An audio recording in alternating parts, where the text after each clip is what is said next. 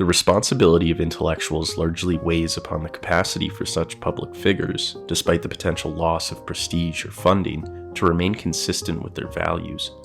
However, in an age of content creation and hot takes, such an honest model is unlikely to turn a profit, something that many such intellectuals have unfortunately valued above all else.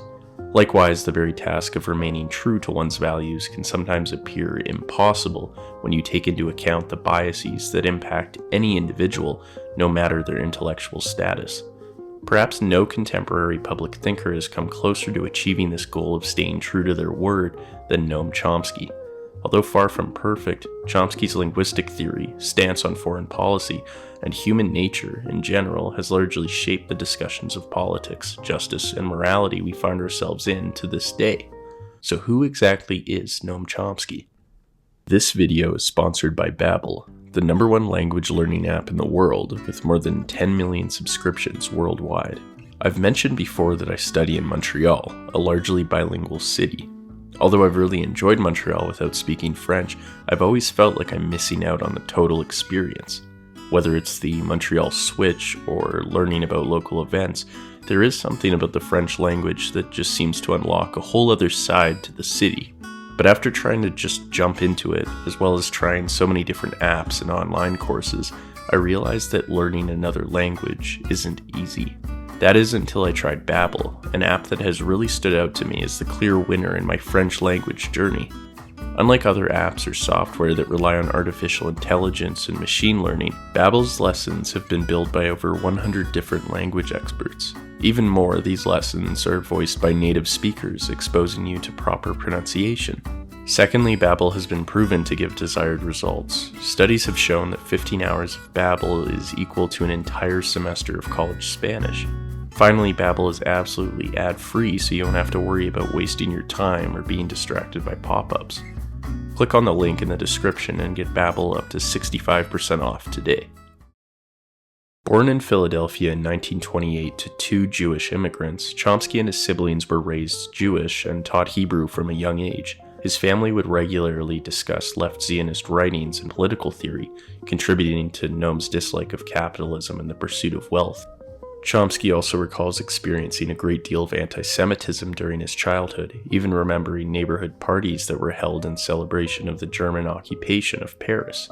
Chomsky's father, William, who had fled from the Russian Empire to escape conscription, had also left a great impression on his son. William became a school principal and was greatly motivated to educate people so that someday they would become well-integrated, free, and independent in their thinking, concerned about improving and enhancing the world, and eager to participate in making life more meaningful and worthwhile for all. This goal would come to shape Chomsky's life goal in promoting awareness and education.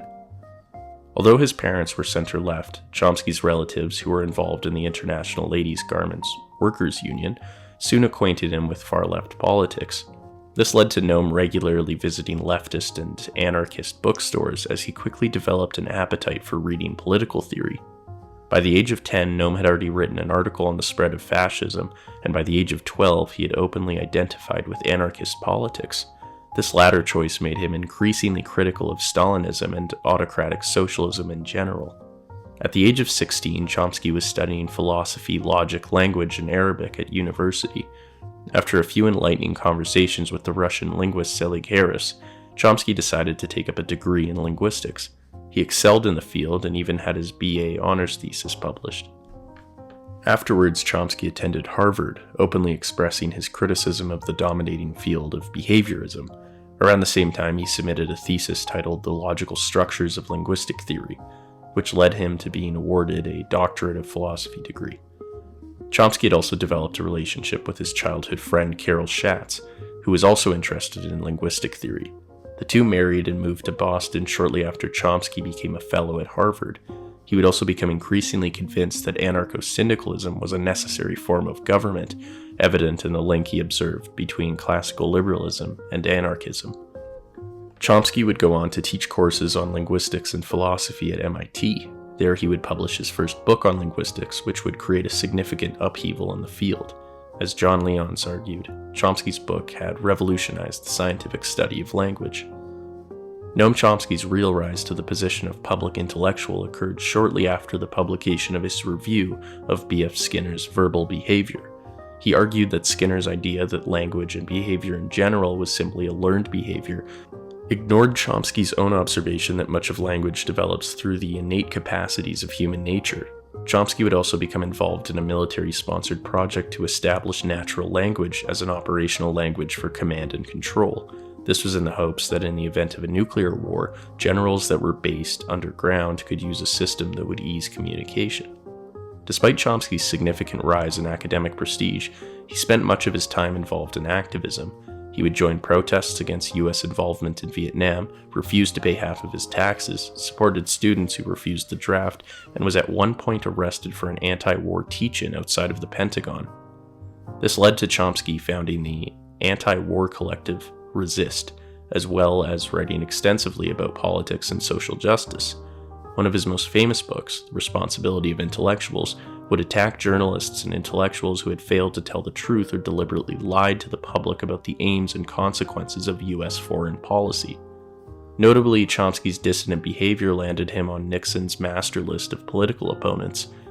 Nonetheless, his achievements in the linguistic field shielded him from any sort of administrative action against his public beliefs. Chomsky, considered to be the figurehead of analytical philosophy at the time, agreed to debate Michel Foucault, the figurehead of continental philosophy, in which they discussed justice, power, creativity, and human nature. With a healthy supply of orange juice, Foucault debated in French while Chomsky debated in English. Chomsky would argue that leftist postmodernist thinkers such as Foucault did little for the actual working class and used needlessly confusing terminology to communicate simplistic ideas. Although Chomsky was situated in the group of New Left intellectuals such as Erich Fromm, he thought little of them and preferred the company of activists to intellectuals. In his two-volume The Political Economy of Human Rights, Chomsky was criticized for being an apologist for Pol Pot's dictatorship in Cambodia, arguing that the media was far too focused on the events of Cambodia because of its communist system, whereas little airtime was given to the more capitalist Indonesia's occupation of East Timor. He was also widely condemned for defending the free speech of the French historian Robert Faurison's advocacy for Holocaust denial. Although Chomsky firmly disagreed with Holocaust denialism, he nonetheless could not compromise his own fight for free speech. Chomsky retired from MIT in 2002, although he has continued his involvement in activism, supporting the Occupy movement and joining an advisory council in 2014 that advocated for the abolition of nuclear weapons. Noam Chomsky's political and philosophical views begin with his theory of linguistics. Chomsky argues that the discovery of cognitive structures that are universally common suggests that there is some sort of human nature. This is based on his theory of acquisition, that all humans possess the innate capacity for language, an argument for biolinguistics which puts forth the idea that the structural elements of language are genetically inherited, and that all humans share these traits despite any sociocultural differences. Chomsky came to this theory from his own observations that children are able to develop complex and creative sentences despite having very little to work with. This is called the poverty of stimulus, the gap between linguistic competence and actual language exposure. Chomsky hypothesized that only the existence of an innate linguistic capacity, which he calls the language acquisition device, could make sense of this. From this, he argues that the feature of such a device would be universal, which he called universal grammar. Chomsky also extended Zelig Harris's work on transformational generative grammar, which is theorized to help model, encode, and deduce linguistic competence. Chomsky argues that there are deep structures and surface structures in language, the surface involving phonetic competence, whereas the deeper structures encompass the conceptual meaning behind words. Chomsky's views reduced the dominance of behaviorism, which argued that behavior in language is an entirely learned product. However, recent studies have suggested that his own linguistic theory fails to hold up. Tomasello claims instead that kids acquire language through general cognitive abilities and the reading of other people's intentions. Steven Pinker has defended Chomsky's theory, stating that Chomsky's main claim of innate learning structures has yet to be rejected entirely. In the 1971 debate with Foucault, Chomsky further explained his position on human nature. From his linguistic theory, Chomsky goes on to suggest that language is only one of the many innate models of the mind. Language allows us to combine arbitrary concepts in an unlimited number of ways, suggesting that human thought is in itself infinite in possibility. Hence, Chomsky argues that creativity is an important element in human nature, and thus systems of government that offer this space for creativity and freedom are conducive to flourishing. Chomsky identifies anarcho-syndicalism and libertarian socialism as ideologies that could satisfy such a task, as they revolve around nourishing the libertarian and creative character of the human being. Anarcho-syndicalism views revolutionary industrial unionism as a method for workers to gain control of the means of production and hence control the society in which they live within.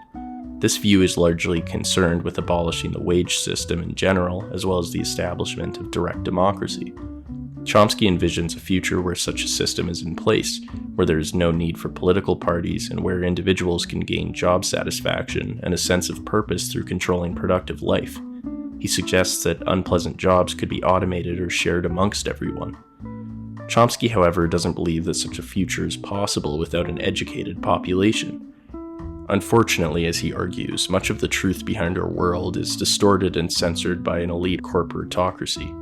Through the use of mainstream media, advertising, and think tanks, the elite class marginalize contrary views and at times manufacture popular consent for activities that only benefit the powerful.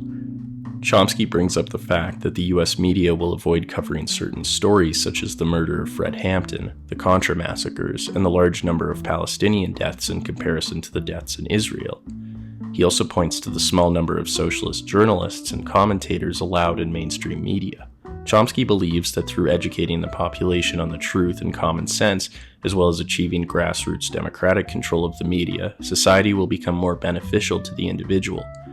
Hence, Chomsky focuses mostly on the US because, as he argues, it is the most dominant nation and also allows citizens to influence government policy through elections. Through public influence, he hopes that citizens will use critical thinking to reject harmful policies. Although he was at one point a radical and revolutionary figure in political thought and linguistic theory, Noam Chomsky's influence has reached the point to which his ideas have now been entrenched in everyday discussion. The idea of manufacturing consent, the profit-driven project of US intervention in Latin America and the Middle East, the bias of mainstream media, and the importance of education and critical thinking are now everyday household topics, whether those who speak on them know of Chomsky or not. Noam Chomsky could be seen as the poster boy for leftist thought, providing dry humor and clear justifications for why an equitable economy is suited for human nature. However, it is an always interesting task to imagine Chomsky's relative influence if he wasn't just a little bit more compromising. As Steven Pinker has stated, Chomsky portrays people who disagree with him as stupid or evil, using withering scorn in his rhetoric. Chomsky is infamous for making extreme claims, dismissing contemporary thinkers as brain-dead, and even suggesting that entire intellectual movements offer nothing of substance. Chomsky rarely attends conferences, even if they're left-oriented. There is something honorable about never compromising. Chomsky's disagreeable nature likely stems from his absolute commitment to his ideas, and it is true that he has remained consistent throughout his entire career. But could Chomsky have been more effective in the political arena, in enacting real social change, if he demonstrated a greater willingness to talk to those who disagree with him? Or perhaps it is his uncompromising nature that made him such a popular figure to begin with.